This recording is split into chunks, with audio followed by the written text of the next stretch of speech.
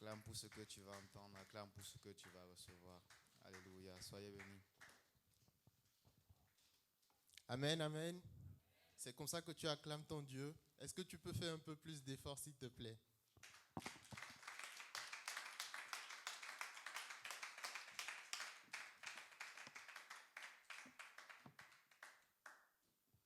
Amen. Dieu soit béni, Dieu soit glorifié. Je bénis Dieu pour la présence de tout un chacun ici.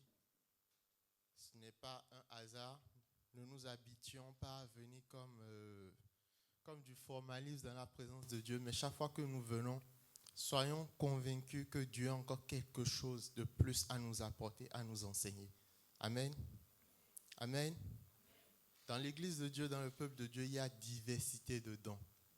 On est d'accord? Diversité de dons. Mais la Bible nous dit, un seul esprit manifeste toutes ces choses au travers de différentes personnes. Donc, ce n'est pas parce que je suis plus qualifié que toi. Je te rassure, ce n'est pas parce que je médite ma Bible plus que toi. Mais c'est juste la grâce de Dieu qui fait que je suis là devant toi. C'est juste la grâce de Dieu. Au début, quand le pasteur voulait que je commence par exhorter, parler devant, j'étais braqué, j'étais fermé, je ne voulais rien entendre. Jusqu'au moment où Dieu lui-même m'a dit, tu es mon messager. Tu n'as qu'à ouvrir ta bouche. C'est tout ce que je te demande.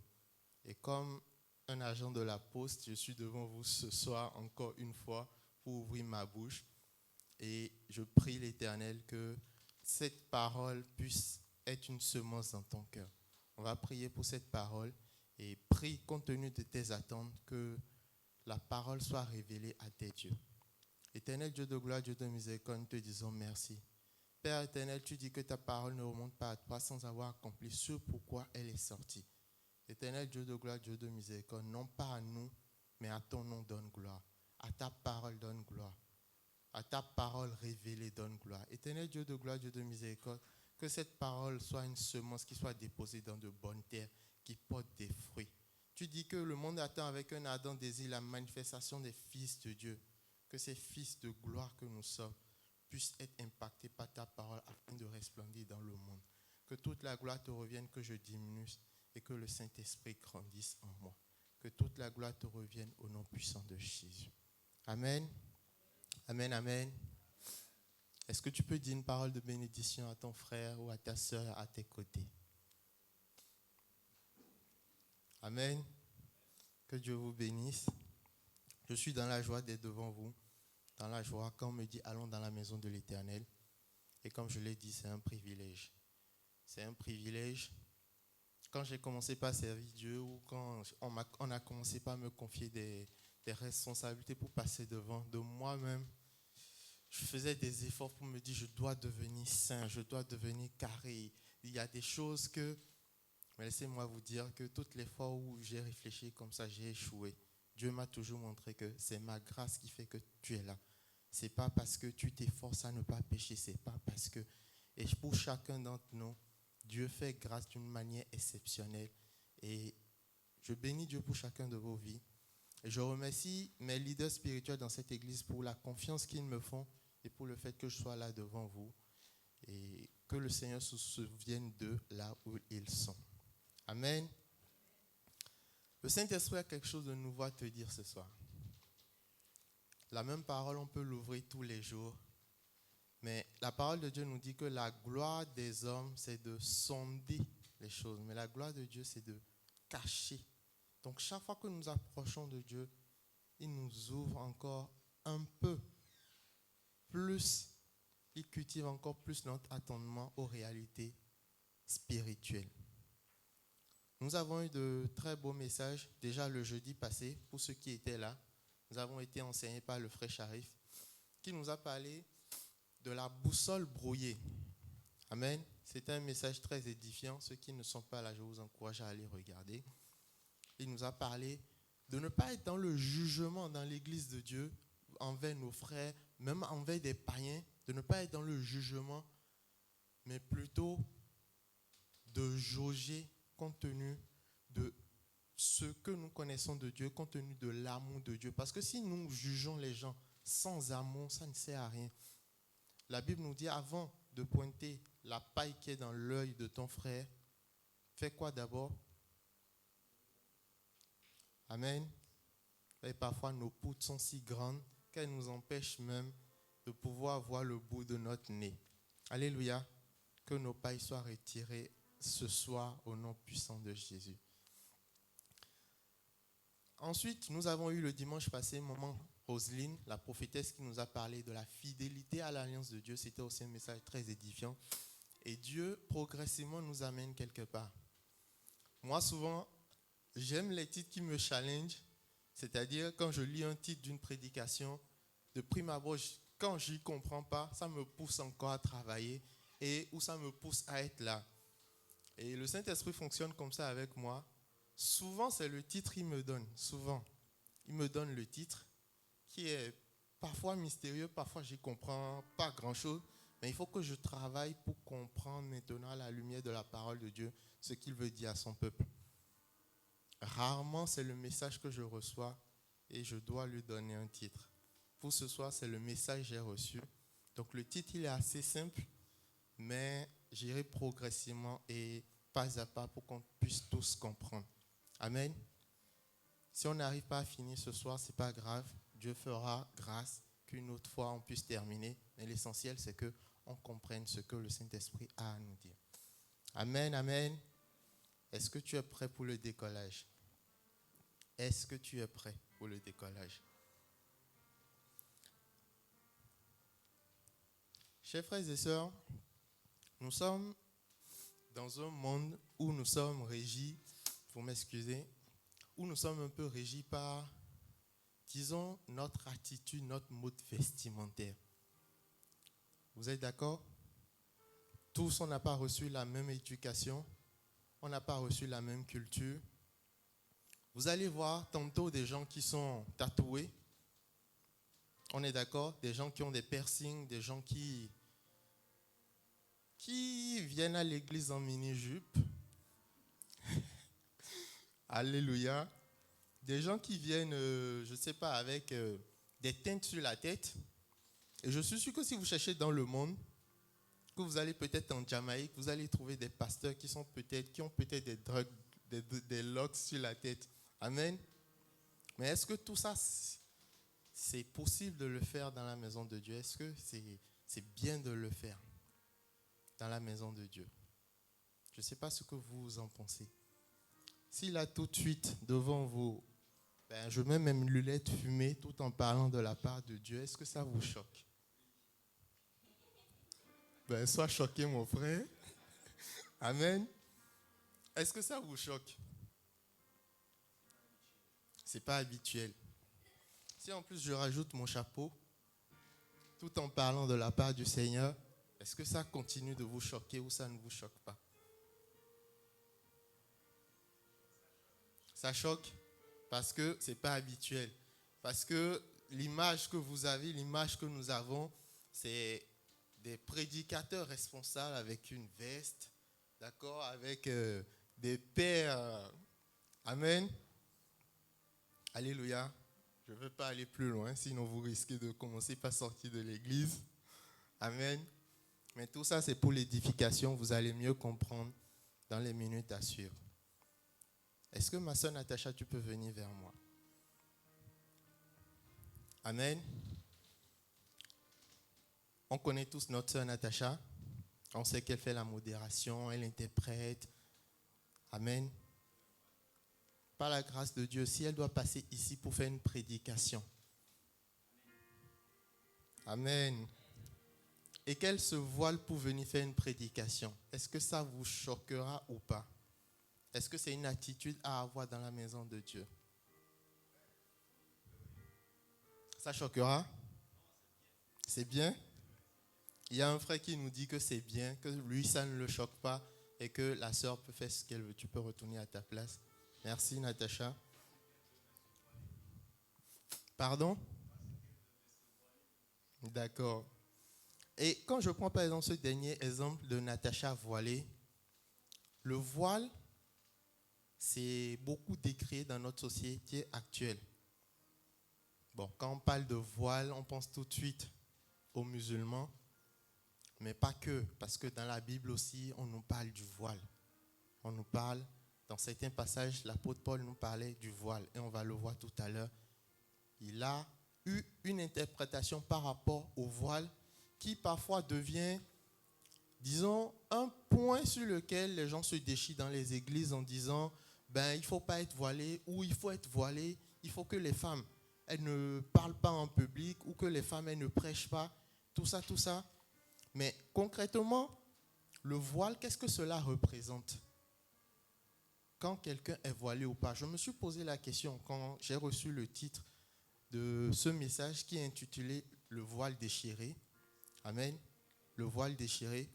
Quand j'ai reçu, je me suis demandé d'abord vestimentairement, comment c'est arrivé que les femmes ont commencé par se voiler?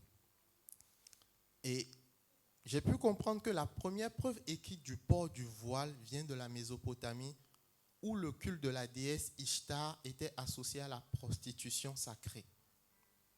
Donc, les preuves écrites, ça vient de la Mésopotamie et c'était plutôt vers l'an 2300 avant Jésus-Christ. Donc, à cette époque, le port du voile semblait être un signe distinctif pour identifier les prostituées dans cette partie du monde. Amen. J'espère que ma soeur Natacha ne regrette pas le fait d'avoir mis son voile ce soir. Donc, je disais en l'an 2300 avant Jésus-Christ, c'était un signe, les femmes qui étaient voilées, c'était un signe pour identifier, ça c'est une, je ne sais pas comment on le dit dans votre langue à vous, mais ça c'est une prostituée. Dans ma langue à moi, on dit agaleto.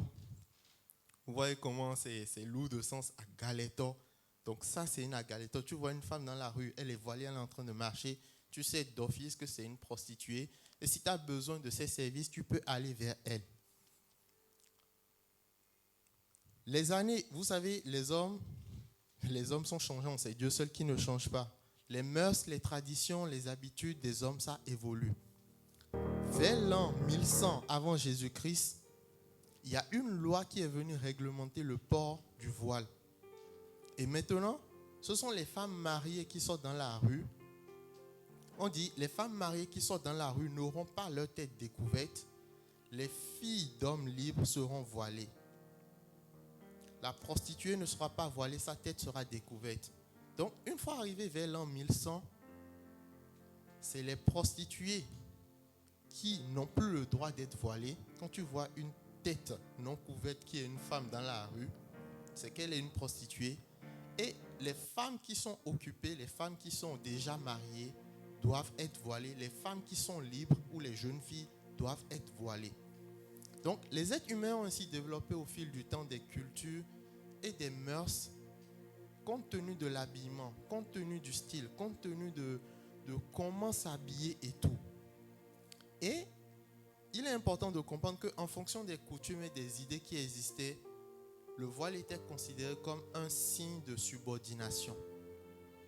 Un signe de subordination. Et le fait de ne pas porter le voile faisait croire ou identifiait qu'une femme n'avait aucun respect pour son mari. Amen. Le fait de ne pas porter le voile, parce que la loi disait les prostituées ne mettaient pas de voile. Mais par contre, les femmes qui n'ont pas encore de mari ou les femmes qui sont mariées devaient mettre un voile. Mais toi, en tant que femme, si tu ne mettais pas de voile à l'époque, vers l'an 1100 avant Jésus-Christ, c'est que tu te rébellais contre ton mari et que tu ne le respectais pas.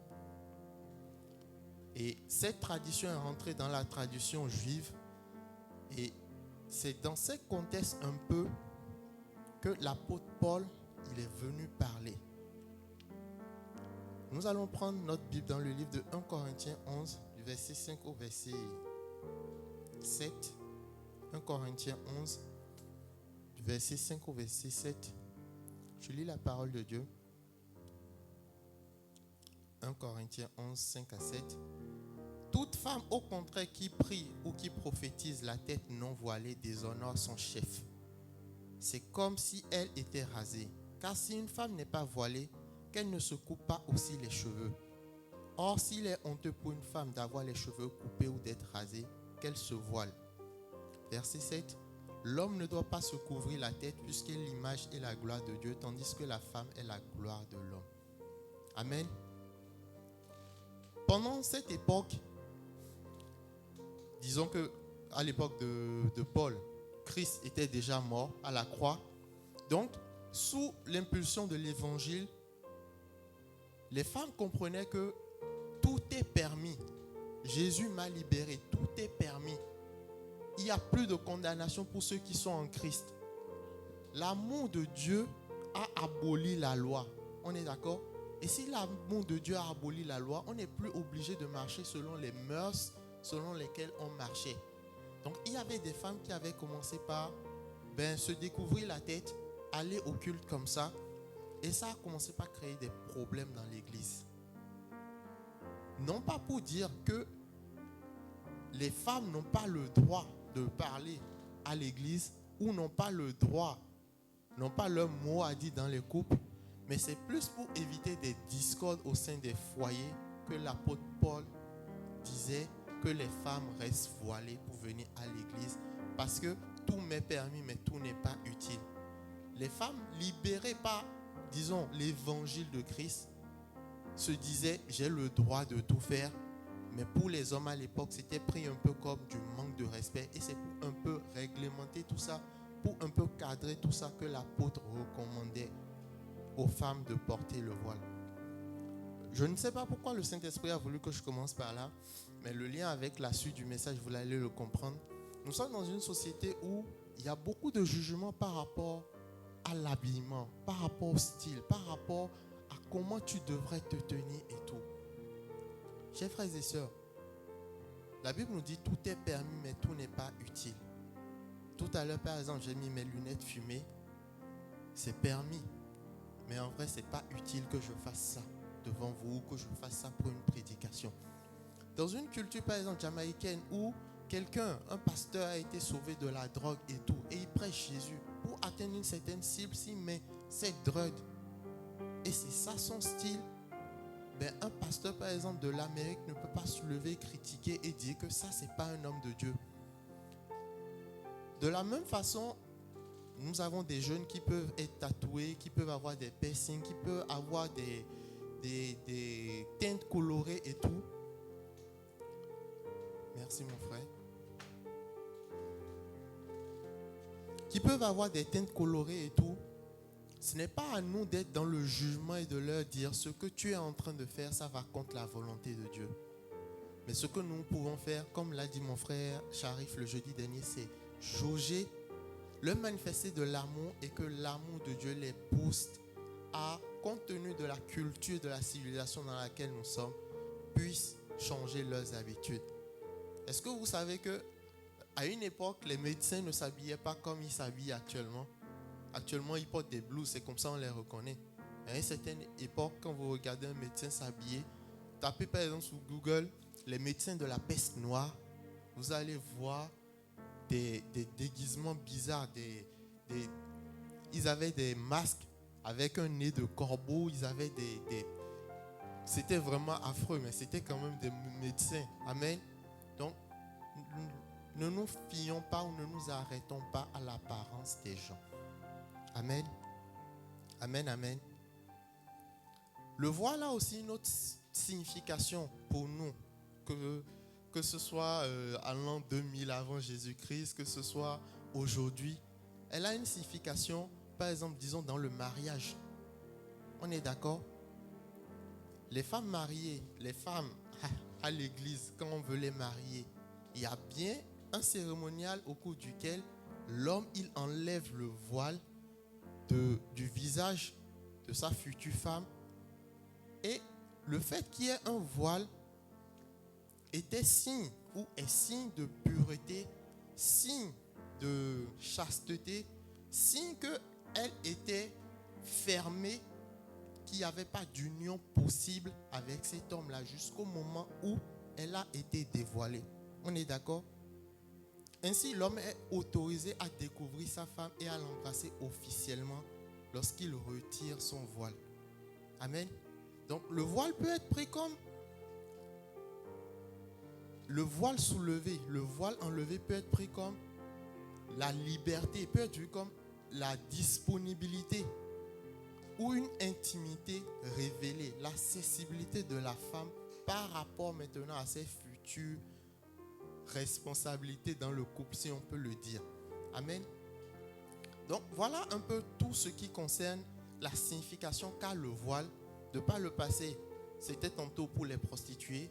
Après, c'est devenu pour des femmes qui sont mariées et qui ne sont plus à même d'aller avec d'autres hommes. Et l'Église aussi s'est emparée du voile comme signe de pureté, signe d'accessibilité une fois qu'un homme est prêt à découvrir sa femme. Mais j'ai essayé de regarder aussi dans la Bible, le voile aussi se retrouve à un autre endroit. Le voile se retrouve dans le tabernacle de Dieu. Amen. Vous savez, à l'époque de Moïse, Dieu avait demandé qu'on construise le tabernacle. Dieu avait fait voir à Moïse un peu comment les choses étaient dans le ciel, dans sa présence, et avait demandé à Moïse, avec les artisans qui étaient autour de lui, de fabriquer le tabernacle selon ce qu'il a vu, selon la reproduction de ce qu'il a vu. Et il y avait 3 voiles dans le tabernacle. Il y avait le voile pour l'entrée dans le parvis, il y avait le voile pour l'entrée dans le lieu saint, et il y avait le voile pour l'entrée dans le lieu très saint. Amen. Et je ne vous apprends rien si je vous dis que ce n'est pas n'importe qui traversait ces voiles. Le voile du parvis, tout le monde le traversait. Tout le peuple, n'importe qui. Mais le voile du lieu saint, c'est une catégorie de personnes qui le traversaient. Pire encore, le voile du lieu très saint, c'est encore, pour ne pas dire une seule personne qui avait le droit de le traverser. Amen. Est-ce que nous pouvons prendre nos Bibles dans le livre de Hébreux 9, du verset 1 au verset 8. Hébreux 9, du verset 1 au verset 8. Je lis la parole de Dieu au nom de Jésus. La première alliance avait aussi des ordonnances relatives au culte et le sanctuaire terrestre. Un tabernacle fut en effet construit. Dans la partie antérieure appelée le lieu saint étaient le chandelier, la table et les pains de proposition. Derrière le second voile se trouvait la partie du tabernacle appelée le Saint des Saints, renfermant l'autel d'or pour les parfums et l'arche de l'alliance entièrement recouverte d'or. Il y avait dans l'arche un vase d'or contenant la manne, la verge d'Aaron qui avait fleuri et les tables de l'alliance. Au-dessus de l'arche étaient des chérubins de gloire couvrant de leur ombre le propitiatoire. Ce n'est pas le moment de parler de ces choses en détail. Or, ces choses étaient ainsi disposées. Les sacrificateurs qui font le service entrent en tout temps dans la première partie du tabernacle et dans la seconde, le souverain sacrificateur seul entre une fois par an, non sans y apporter du sang qu'il offre pour lui-même et pour le péché du peuple. Le Saint-Esprit montrait par là que le chemin du lieu très saint n'était pas encore ouvert tant que le premier tabernacle subsistait. Amen. Amen. Ce passage nous parle de comment était fait le tabernacle de Dieu. À l'époque de Moïse, quand ils l'ont construite, il y avait plusieurs voiles et chaque voile, l'avancement vers chaque voile révélait une certaine dose d'intimité. Ce n'est pas tout le monde qui était habilité à rentrer dans le lieu très saint. C'est seulement le grand souverain sacrificateur. Et il le faisait une fois par année. Dans le lieu saint, tous les sacrificateurs pouvaient y aller. Et dans le parvis, plus tard, le peuple pouvait y aller. Donc, le voile même, quand on revient à Dieu, était un signe, une barrière, en quelque sorte, une barrière qui avait entre Dieu et son peuple. Amen. On est d'accord avec ça? Il y avait plusieurs voiles et chaque voile révélait un niveau d'intimité supérieur. Et c'était dans le lieu très saint, par exemple, que Moïse, il allait rencontrer Dieu. Et on sait que l'homme, il est pécheur de nature, pécheresse. C'est pour ça que la Bible nous dit tous ont péché et sont privés de la gloire de Dieu. Donc, vous vous rappelez au niveau du buisson Adam, quand Moïse, il a pris conscience qu'il était dans la présence du Dieu vivant, il a eu peur parce qu'il s'est dit, mes yeux ont vu Dieu, je vais mourir. Dieu, il est tellement saint, tellement grand, tellement que nous, simples mortels, si on entre dans sa présence comme ça, nous ne pouvons pas subsister, nous ne pouvons pas rester vivants tout simplement. Donc, Dieu, déjà pour nous protéger, nous, et aussi parce que nos péchés font tache devant lui et on ne peut pas se tenir devant sa face, avait mis plusieurs voiles dans son temple, dans son tabernacle. Plus tard, il y aura le temple à Jérusalem. Et le temple a été construit exactement suivant la façon dont le tabernacle était fait. Donc, il y avait ces voiles qui étaient un peu comme, disons, un sens interdit pour les personnes lambda. C'est seulement le grand sacrificateur qui pouvait y aller pour demander pardon pour ses péchés, demander pardon pour le peuple. Et rappelez-vous même le peuple d'Israël. Il y a beaucoup d'entre eux qui préféraient que ce soit Moïse qui aille dans la présence de Dieu pour venir leur dire ce que Dieu a dit. Parce que Dieu était tellement éloigné, Dieu était tellement saint, tellement grand que même le simple fait de toucher l'arche, de toucher le tabernacle sans y être invité, tu pouvais mourir. Amen. Donc on a l'image d'un Dieu inaccessible, d'un Dieu tellement grand, tellement saint, que dans notre condition, nous ne pouvons pas le toucher. Et il a mis ces barrières-là justement pour que nous ne soyons pas exposés et que nous ne soyons pas juste frappés. Je vais lire pour vous dans Matthieu 27, 50 à 54. Je vais lire pour vous. Ceux qui veulent lire le prennent aussi, mais c'est plus important d'écouter. Matthieu 27, 50 à 54. Jésus poussa de nouveau un grand cri et rendit l'esprit. Et voici le voile du temple se déchira en deux, depuis le haut jusqu'en bas. La terre trembla, les rochers se fondirent, les sépulcres s'ouvrirent et plusieurs corps des saints qui étaient morts ressuscitèrent. Étant sortis des sépulcres après la résurrection de Jésus, ils entrèrent dans la ville sainte et apparurent à un grand nombre de personnes. Le centenier et ceux qui étaient avec lui pour garder Jésus, ayant vu le tremblement de terre et ce qui venait d'arriver, furent saisis d'une grande frayeur et dirent, assurément, cet homme était fils de Dieu. Amen. Amen. On connaît toute cette histoire. Si vous êtes dans cette église, si vous avez donné votre vie à Jésus, si vous êtes assis sur cette chaise, c'est que vous savez que Jésus, il est mort à la croix. Amen. Il est ressuscité. Et quand Jésus est mort à la croix, dès qu'il a rendu son souffle, le premier événement qui s'est passé de façon physique, c'est que le voile du temple, il a été déchiré. Et la Bible nous précise que ça a été déchiré depuis le haut jusqu'en bas. Jusqu'en bas. On sait que maintenant, c'est Jésus, le grand souverain sacrificateur, qui a donné sa vie pour nous. Et par ce voile déchiré, c'est pour dire il n'y a plus d'obstacle pour entrer dans ma présence. Ce Dieu qu'on pensait inaccessible, ce Dieu qui est tellement saint que face à lui on ne peut pas tenir, on ne peut pas rester devant sa gloire. Par le sacrifice de Jésus, il t'offre cette accessibilité à son trône, à sa gloire. Amen.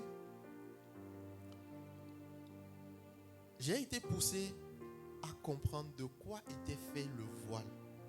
Parce que quand dans mon entendement on dit voile, moi je pense à... Vous voyez tout à l'heure le voile de ma soeur Natacha. Vous voyez un peu, ou peut-être un paille un peu résistant et tout. Mais c'est quand même un voile qui était au temple. Et c'est un voile, je ne pense pas... Déjà, tout à l'heure on a compris que c'est pas n'importe qui traversait ce voile-là. Du coup, ce voile-là ne doit pas être changé souvent. Parce que n'importe qui, justement, ne peut pas changer ce voile-là. Vous êtes d'accord? C'est une seule personne qui a le droit d'aller dans le lieu très saint. une fois par année, qui peut venir changer ce voile-là? Si ce n'est pas l'humain, amen. Mais je ne pense pas qu'on change souvent ce voile-là. Donc, ça devait avoir quand même une certaine dimension. Ça devait être fait d'une façon tellement résistante que ça traverse plusieurs années, pour ne pas dire plusieurs âges. Amen. Donc, j'ai été un peu intéressé de savoir comment était constitué le voile. Et si vous êtes bien d'accord, nous allons aller voir cela dans 2 secondes. Dans Exode 26. Exode 26. Je suis au verset 31. Au verset 31, on nous parle du voile du lieu très saint. Un peu plus bas, on nous parle du voile du lieu saint. Et dans le chapitre 27, on nous parle du voile du parvis. Mais je veux plus m'appesantir sur le voile du lieu très saint parce que c'est lui qui a été déchiré. Du coup, je suis dans Exode 26, au verset 31. La Bible dit: tu feras un voile bleu, pourpre et cramoisi et de fin lin retors. Il sera artistement travaillé et l'on y présentera des chérubins. Tu le mettras sur 4 colonnes d'acacia couvertes d'or. Ces colonnes auront des crochets d'or et poseront sur 4 bases d'argent. Tu mettras le voile au-dessus des agrafes et c'est là, en dedans du voile, que tu feras entrer l'arche du témoignage. Le voile vous servira de séparation entre le lieu saint et le lieu très saint. Tu mettras le propitiatoire sur l'arche du témoignage dans le lieu très saint. Tu mettras la table en dehors du voile et le chandelier en face de la table au côté méridional du tabernacle et tu mettras la table du côté septentrional. Amen. Amen. Est-ce que vous voyez un peu de quoi était constitué le voile? Le voile pour l'entrée du lieu très saint. Je crois qu'on a tous lu. C'est fait d'or, c'est fait d'argent, c'est fait de... soutenu par des... Vous voyez un peu tout ça? Et Jésus, il a donné sa vie pour nous. Il a sorti son dernier souffle, il a rendu l'âme. Et ce voile, il a été déchiré.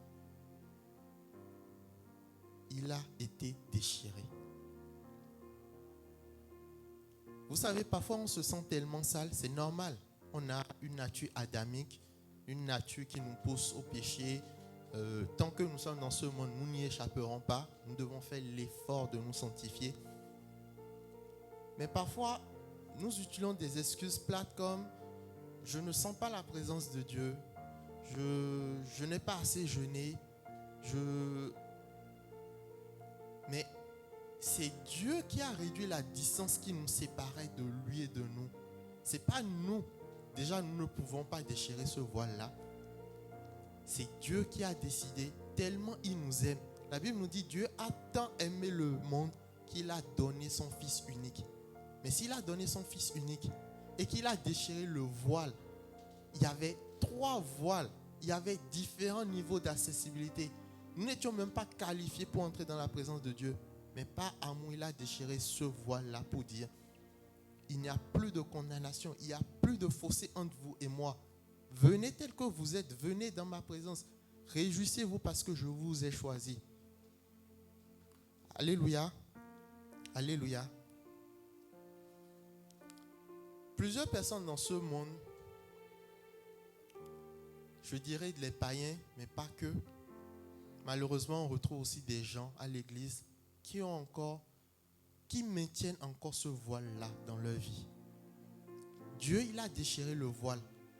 Si tu es chrétien aujourd'hui, si tu as donné ta vie au Seigneur Jésus, c'est parce qu'un jour, le Seigneur est venu à ta rencontre et il a déchiré le voile de ton cœur.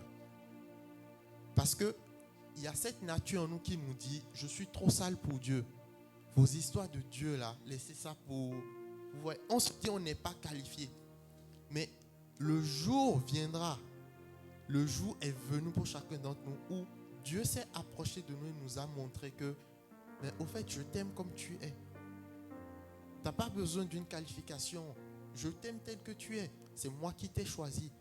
Donc, le premier voile qui a été déchiré en nous, c'est ce voile-là de l'amour de Dieu, de la présence de Dieu. Tant que nous n'arrivons pas à comprendre qu'au fait, c'est un voile qui persiste dans le cœur des païens, c'est ça qui fait qu'ils ne sont pas sauvés. Nous resterons dans le jugement, dans la critique, mais ce n'est pas ça qui les sauvera. Nous devons prier pour que ce voile qui a déjà été déchiré, que eux, ils puissent le réaliser, ils puissent contempler la gloire de Dieu. Amen. Amen. La Bible nous dit dans 2 Corinthiens 3, le verset 18, je lis pour vous. Nous tous qui le visage découvert, contemplons comme dans un miroir la gloire du Seigneur et nous sommes transformés en la même image de gloire en gloire comme par le Seigneur l'Esprit. Amen. Nous tous qui, comme le visage découvert. Dans la Bible, plusieurs fois, on a appelé Jésus l'épouse. L'époux, pardon. D'accord? L'époux. Et l'Église, l'épouse. Tout à l'heure, on a parlé de mariage. Qu'est-ce que l'époux fait à son épouse le jour du mariage? Amen. Amen. Est-ce que quelqu'un ici comprend quelque chose que j'essaye de dire? La femme, elle vient au mariage voilée.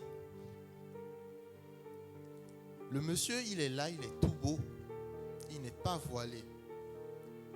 Son visage n'est pas voilé.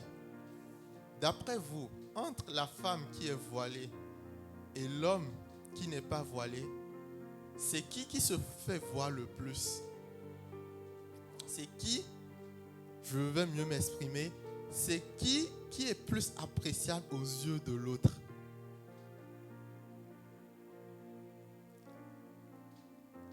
Mon frère a dit la femme, mais moi je ne suis pas d'accord avec toi. Merci, c'est l'homme. Parce que lui, on le voit entièrement, on le voit dans toute sa splendeur. Il n'y a rien qui cache son visage. Amen. L'époux, c'est notre Seigneur Jésus-Christ. C'est notre Dieu. Lui, il a déjà déchiré le voile qui nous séparait de lui. Il l'a déchiré en le clouant à la croix. Il l'a déchiré parce qu'il nous aimait. Il n'y a plus de voile sur le visage de notre époux qui est Christ. Et nous, en tant qu'épouse, nous nous revêtons souvent de voile. Une fois que la femme, elle vient à l'église avec son voile, il faut que l'homme lui enlève, son époux lui enlève le voile pour que sa splendeur, sa beauté soit visible aux yeux de tous. Ce passage de 2 Corinthiens 3 nous dit, le verset 18, « Nous tous qui le visage découvert » Donc c'est une fois que l'épouse, elle a le visage découvert, je lis la suite du passage, « Nous tous qui le visage découvert, contemplons comme dans un miroir la gloire du Seigneur. Nous sommes transformés en la même image de gloire en gloire, comme par le Seigneur l'Esprit. » Donc, une fois que l'épouse, elle a le visage découvert, elle peut contempler son époux, elle peut contempler son homme et être transformée de gloire en gloire. Amen. Amen. Donc, le travail de Dieu, une fois que tu as compris qu'il a déchiré le voile, parce que c'est la première étape pour être chrétien, c'est la première étape pour donner sa vie à Jésus. Tu comprends que Dieu, il a déchiré le voile et que Dieu, c'est ton Père. Dieu, il t'aime. Mais une fois que tu as compris cela, il faut que toi aussi, les voiles que tu t'es mis dans ton ancienne vie, dans ton passé, tout ça, tu laisses le Seigneur te les ôter pour que tu puisses être transformé de gloire en gloire en la même image comme le Seigneur. Amen. Amen. Le diable n'a aucun problème que tu sois chrétien. Aucun. Ok, tu as donné ta vie à Jésus, il t'a combattu, il essaye de te mettre des bâtons dans les roues, mais bon, tu tiens. Mais une fois que tu es chrétien, si tu stagnes ou tu ne bouges pas, ou que tu as les yeux voilés, que tu n'arrives pas à contempler ton Seigneur, tu n'arrives pas à aller de gloire en gloire et qu'il te maintient dans un statu quo, lui ça lui va. Lui ça lui va. Qu'est-ce que je veux dire par là? Le second voile que le malin ou le second voile qui reste en nous ou sur notre visage, c'est le voile lorsque nous lisons la parole de Dieu. Amen. Parfois, il nous arrive tous de lire la parole de Dieu, de lire des passages et nous ne comprenons rien. Parfois, tu lis, oui, tu as une révélation, tu as un réma, tu as des indications, tu comprends mieux certains passages. Mais d'autres fois, par exemple, tu lis, tu comprends rien. C'est comme si tu étais aveugle. C'est comme si tu avais mis mes lunettes fumées pour lire ta Bible. Tu comprends rien. Est-ce que vous vous rappelez, par exemple, de l'eunuque éthiopien dans la Bible? C'était un chrétien. On disait qu'il allait adorer. Il partait pour adorer. Donc, il aime Dieu, il connaît Dieu. C'est un enfant de Dieu. Et il lisait la parole. Quand un serviteur de Dieu est venu vers lui et lui a dit: comprends-tu ce que tu lis? Qu'est-ce qu'il lui a répondu? Comment je comprendrai si personne ne m'explique? Amen. Amen. Que Dieu nous aide à ce que les voiles qui sont posés sur nos yeux ou les voiles que nous-mêmes nous avons posés qui nous empêchent de le contempler dans sa parole soient ôtés au nom puissant de Jésus. Amen. Donc je disais, le malin, il n'a aucun problème à ce que tu restes chrétien, mais tant que ta vie ne bouge pas, tant que tu ne comprends pas les mystères dans la parole de Dieu, il peut te laisser tranquille. Il y a un autre voile que nous-mêmes nous mettons, c'est le voile, comme je l'ai dit, de nos habitudes passées avant le Christ, ou les voiles que notre nature adamique nous pousse à avoir. Qu'est-ce que je veux dire par là? Tout à l'heure, nous avons compris que Dieu, il nous aime, il nous accepte tel que nous sommes. Il a brisé le voile, il a déchiré le voile. Donc, l'accès à Dieu, l'accès dans la présence de Dieu, il n'y a plus de négociation, il n'y a plus d'entrave. Mais souvent, comment nous nous comportons quand nous péchons, par exemple? Quand tu te sens coupable, ou quand tu pêches, ou quand tu te dis que tu t'es pas sanctifié, qu'est-ce qu'on fait? Quel est notre comportement? Quelle est notre attitude? On remet un autre voile. On se dit, je ne suis pas assez pur, je ne suis pas assez saint pour Dieu, je ne vais pas prier. Vous voyez un peu le système de pensée? Est-ce que avant d'aller à la douche, tu te dis, je vais me doucher pour sortir? Je sors par exemple à 10h30. Tu dois aller à la douche, disons, vers 10h. Est-ce que tu te prépares avant, à 9h30, tu vas d'abord à la douche pour mieux te doucher à 10h? Est-ce qu'on fait ça? Mais souvent dans notre vie chrétienne, c'est ce qu'on fait. Quand tu te sens coupable, quand tu te reproches des choses, ou quand d'un côté foi, ça ne va pas, on se retire de Dieu, on se dit, quand j'irai mieux, quand je le sentirai, quand je sentirai la présence de Dieu, je vais retourner à l'église, je vais continuer mon service, je vais. Mais Dieu lui, il a déjà déchiré le voile. Ce n'est pas à nous de remettre les voiles de notre vie passée ou les voiles de tout ce qui peut être condamnation, mais qui ne vient certainement pas de Dieu. Amen. Amen. Ainsi donc, frères, nous avons l'assurance d'un libre accès au sanctuaire par le sang de Jésus, accès que Jésus a inauguré pour nous comme un chemin nouveau et vivant au travers du voile, c'est-à-dire de sa chair. Je suis dans Hébreux 10, 19 à 22. Donc c'est au travers de sa chair que Jésus il a tracé ce chemin nouveau pour nous. Et la Bible me dit, vivant au travers du voile, approchons-nous donc d'un cœur sincère avec une foi pleine et entière, le cœur purifié d'une mauvaise conscience et le corps lavé d'une eau pure. Amen.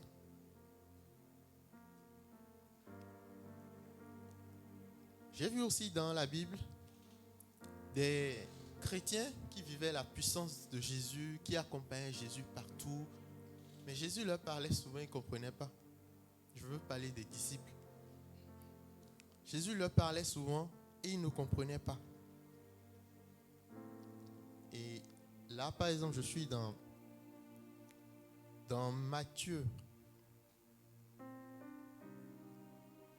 Non, je ne suis pas dans Matthieu.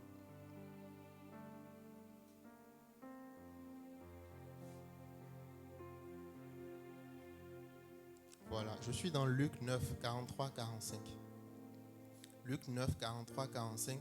Tous les gens sont très étonnés et ils disent, vraiment Dieu est grand. Tous admirent tout ce que Jésus fait. Alors il dit à ses disciples, ouvrez vos oreilles pour retenir ce que je vais vous dire. Le Fils de l'homme va être livré aux mains des hommes. Mais les disciples ne comprennent pas cette parole. Elle n'est pas claire pour eux.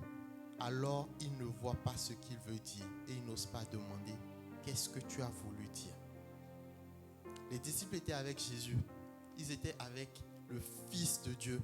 Il faisait des miracles, il leur parlait, il les exhortait. Il y a des paraboles qu'il leur expliquait. Mais quand Jésus leur parlait des mystères qui concernant sa mort, sa résurrection, c'est comme s'il y avait un voile qui était sur les yeux et ils ne comprenaient pas. Ils ne comprenaient pas ce que Jésus voulait leur dire.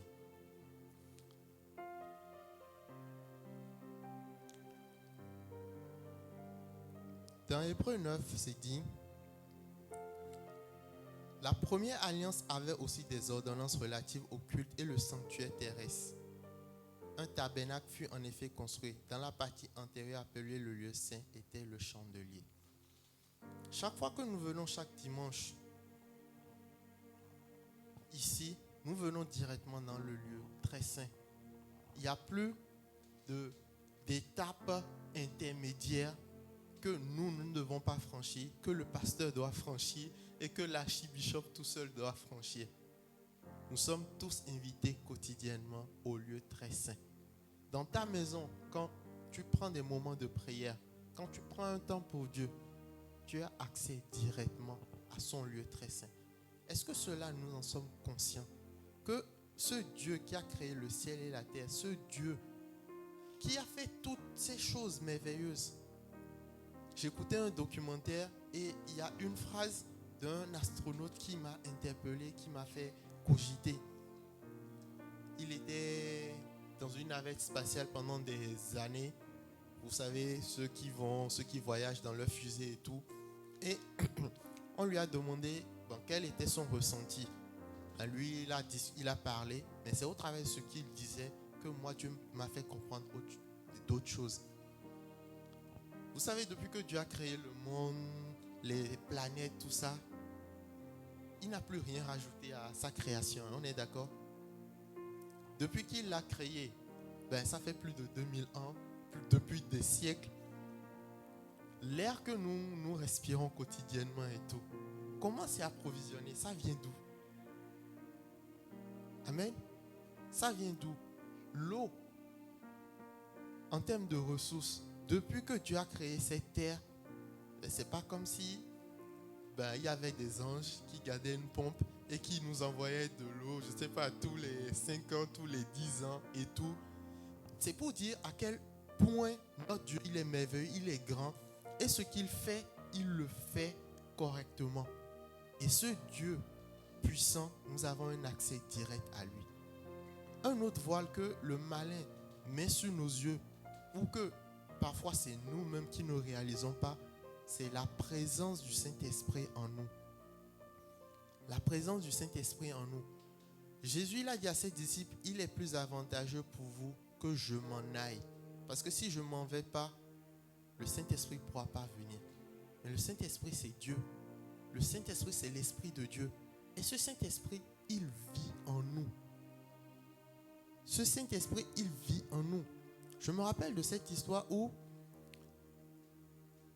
c'est dans Acte 19, 1, Apollos était à Corinthe. Et Paul, après avoir parcouru les hautes provinces, arriva à Éphèse. Et il a rencontré quelques disciples. Il leur a dit, avez-vous reçu le Saint-Esprit quand vous avez cru? Et les gens lui ont répondu, nous n'avons même jamais entendu parler d'un Saint-Esprit. Ici, bien sûr, nous avons entendu parler du Saint-Esprit. Mais est-ce que nous réalisons que ce Dieu qui a déchiré le voile nous a donné son esprit, que son esprit vit en nous au quotidien? Amen. Amen. Est-ce que tu réalises cela, mon frère, ma soeur? On va terminer, comme je disais, même si on ne termine pas entièrement aujourd'hui, c'est juste des semences que je dépose. Dieu permettra à un autre moment plus favorable qu'on aille encore plus en profondeur. Prenez ça un peu comme une introduction générale. Mais je vais atterrir en nous rappelant Matthieu 27, 50 à 54. Est-ce que sans regarder, vous vous rappelez ce qui s'est passé quand Jésus il a donné son dernier souffle? Les événements qui se sont passés, à part le voile déchiré. Est-ce que vous vous rappelez sans lire pour le moment? Amen. Tu dis? Tout est devenu sombre. D'accord, mais ce n'est pas dit dans le passage que nous avons lu. Oui, il y a eu un tremblement de terre. Nous allons lire. Matthieu 27, 50 à 54. Jésus poussa de nouveau un grand cri et rendit l'esprit. 51. Et voici le voile du temple se déchira en deux, depuis le haut jusqu'en bas. La terre trembla. Les rochers se fondirent. Les sépulcres s'ouvrirent. Et plusieurs corps des saints qui étaient morts ressuscitèrent. Étant sortis des sépulcres après la résurrection de Jésus, ils entraient dans la ville sainte et apparurent à un grand nombre. Et le centenier et ceux qui étaient là dirent assurément, cet homme était fils de Dieu. Amen. Quand on fait attention, il y a eu un enchaînement de choses qui se sont passées dès que Jésus est mort. Et la première d'entre elles, c'était justement le voile déchiré. On a compris que ce voile ne pouvait pas être déchiré par un homme. La façon dont le voile est fait, constitué, un homme ne pouvait pas le faire. Et on nous dit, la terre trembla. Chaque fois que tu permets à l'époux qu'est Christ, quand tu permets au Saint-Esprit d'enlever le voile qui a sur ton visage, la terre tremble dans le monde des ténèbres. Amen. Après on nous dit, les rochers se fondirent, les sépulcres s'ouvrirent et plusieurs corps des saints qui étaient morts ressuscitent. Chaque fois quand tu laisses Christ enlever des voiles qu'il y a sur ton visage, ou que toi-même tu dis, Seigneur, me voici tel que je suis, enlève mon voile, des choses dans ta vie ressuscitent. Parfois il ne s'agit pas de délivrer les gens. Parfois il ne s'agit pas de faire de grosses prières en criant, en tapant les murs, en tapotant les mains. Juste reste dans la présence de Dieu et dis, Seigneur, enlève les voiles qu'il y a sur mes yeux. La Bible nous dit, nous tous qui le visage découvert. Amen. Contemplons la gloire de Dieu. Dans quel domaine de ta vie il y a un voile? Dans cette saison que tu traverses, est-ce qu'il y a, je ne sais pas, un voile qui est jeté sur tes finances? Est-ce qu'il y a un voile qui est jeté, je dirais, sur les gens de ta famille pour qu'ils n'appartiennent pas à Christ? Est-ce qu'il y a un voile qui est jeté toi-même dans ton jugement par rapport aux gens de l'église? Parce que s'il y a un voile dans ton cœur ou dans tes yeux, tu ne peux même pas contempler ce que Dieu fait de bon dans la vie de l'autre. Amen.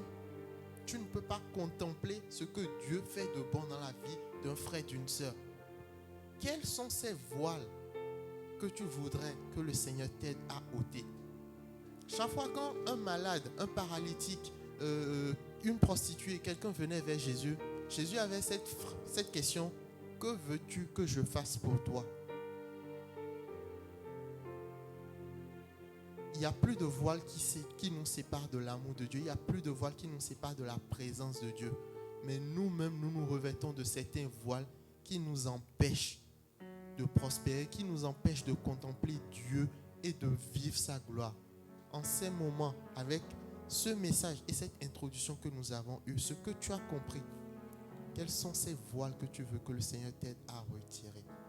Quels sont, c'est pas, ces cercles vicieux dans lesquels tu es et tu te dis, non, à cause de ça, Dieu ne peut pas m'utiliser. À cause de ça, il faut que je range ma vie avant de continuer à servir Dieu ou de prier Dieu. Quelles sont ces voiles que toi-même tu mets? Parce que les voiles que tu mets, si tu ne les donnes pas, les exposes pas devant l'époux, il ne peut pas les retirer.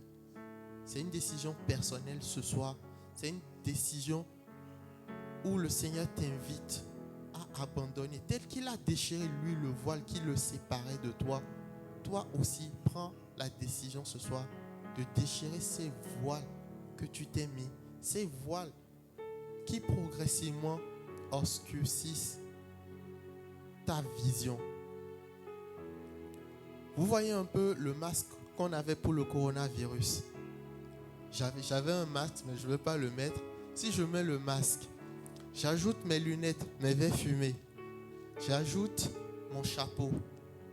Et j'ajoute mon casque sur mes oreilles. Est-ce que vous pensez que je suis accessible à vous? Ce sera un peu comme si j'étais fermé à vous. On est d'accord? Comme si j'étais fermé à vous. Mon visage n'est pas découvert. Et le message que j'aurai à vous transmettre, vous serez un peu plus porté vers ce visage fermé, cette barrière, que vers ce qui sortira de moi. C'est pareil quand nous nous présentons avec des tas de voiles devant la présence de Dieu. Tu es là, tu pries, tu pries, tu pries. Mais au fond de toi, il y a tellement de verrous. Et le Saint-Esprit ce soir cherche un chemin vers ton cœur pour ôter tous ces voiles. Si nous pouvons nous lever et prier, compte tenu de ce que tu as reçu, compte tenu de ce que tu as compris, compte tenu de ce que tu veux que le Seigneur fasse pour toi ce soir, élève une prière et prie ton Dieu qui est là dans le lieu très saint, dans le lieu où toi-même tu te trouves, et il te dit qu'il n'y a plus de condamnation. Prions au nom puissant de Jésus. Éternel Dieu de gloire, Dieu de miséricorde, je te dis merci. Merci parce que c'est toi qui as voulu que ce culte se passe comme ça. C'est toi qui as voulu, Père éternel, nous inviter. Nous ne sommes pas venus ici par hasard, Père éternel. Mon frère et ma soeur ne sont pas venus ce soir, Père éternel, en vain. C'est parce que tu as les paroles de la vie pour nous. Ta parole dit, à qui d'autre irions-nous, Père éternel? À personne, parce que c'est toi qui as les paroles de la vie pour nous. Merci, Père éternel, pour ta parole qui édifie. Merci pour ta parole révélée. Merci parce que nous avons compris, Père éternel, que tu as déchiré le voile et que c'est toi qui as fait le premier pas vers nous. Tu semblais inaccessible, Père. Tu semblais être éloigné de nous. Il semblait difficile de t'approcher. Mais tu nous as dit, Père éternel, que parce que tu nous aimes, tu as donné ton Fils. Parce que Jésus a donné sa vie à la croix, il y a eu un chemin qui a été tracé au travers de sa chair crucifiée. Et le voile déchiré est un signe d'amour pour nous présenter à toi. Éternel Dieu de gloire, Dieu de miséricorde, je viens ce soir avec chacun de mes frères devant toi et nous te présentons tous nos voiles. Nous nous présentons tels que nous sommes. Nous nous présentons, Père éternel, avec notre vision obscurcie, avec nos oreilles bouchées. Nous nous présentons avec nos bouches, Père éternel, qui sortent des malédictions sur nos frères, nos bouches qui critiquent. Nous nous présentons avec notre vision brouillée, cette boussole qui est brouillée, Père éternel. Nous nous présentons avec tous ces voiles, Père éternel, et nous te les déposons. Nous les déposons dans ton lieu très saint, Père éternel, et nous disons que nous contemplerons, Père éternel, nous contemplons ta gloire, parce que nous avons désormais le visage découvert. Merci parce que ta parole ne remonte pas à toi sans avoir accompli ce pourquoi elle est sortie. Père éternel, je prie afin que, tel que le voile a été ôté, Père, a été déchiré du temple et des signes et prodiges se sont passés. Il y a eu des tremblements de terre, il y a eu des résurrections Père éternel, que les mêmes choses se passent dans nos vies. Je vois la réalisation financière dans la vie de mon frère et de ma soeur. Je vois un emploi, Père éternel, une position inespérée, une position que toi seul tu peux faire. Père éternel, je vois une famille entière dans cette église qui n'appartenait pas à Christ. Le voile, il est ôté et cette famille vient à Christ parce que c'est toi qui le fais. Merci Père éternel pour les résurrections. Père éternel, tout ce qui était blessure de l'âme, tout ce qui était manque d'amour, tout ce qui était manque d'estime, tous ces voiles que tu ôtes maintenant dans toutes les familles représentées dans cette assemblée, qu'elles soient présentes ou qu'elles soient absentes. Merci Père éternel de ce que tu fais. Merci pour, Père éternel, la conviction que tu mets en quelqu'un maintenant parce que ton Saint-Esprit est en elle. Merci parce que tu baptises de feu et d'esprit dans l'intimité de sa chambre au nom puissant de Jésus. Merci Père éternel pour les dons révélés. Merci Père éternel parce que tu lèves le voile des yeux de quelqu'un par rapport aux dons que tu as disposés en elle et sur lui. Merci Père éternel parce que tu fortifies quelqu'un. Tu dis que le faible dise je suis fort. Nous déclarons que nous sommes forts. Avec toi nous ferons des exploits. Merci pour ce culte. Merci Père éternel parce que tu nous as parlé. Aide-nous la prochaine fois que nous aborderons encore ce thème, que nous puissions aller plus en profondeur et que l'ennemi ne vienne pas voler ce que nous avons compris. Cette conviction que nous avons maintenant de ton amour révélé, de ta proximité avec nous. Jésus notre époux, nous sommes devant toi à visage découvert. Transforme-nous en la même image de gloire en gloire comme toi. Au nom puissant de Jésus, nous avons prié. Amen.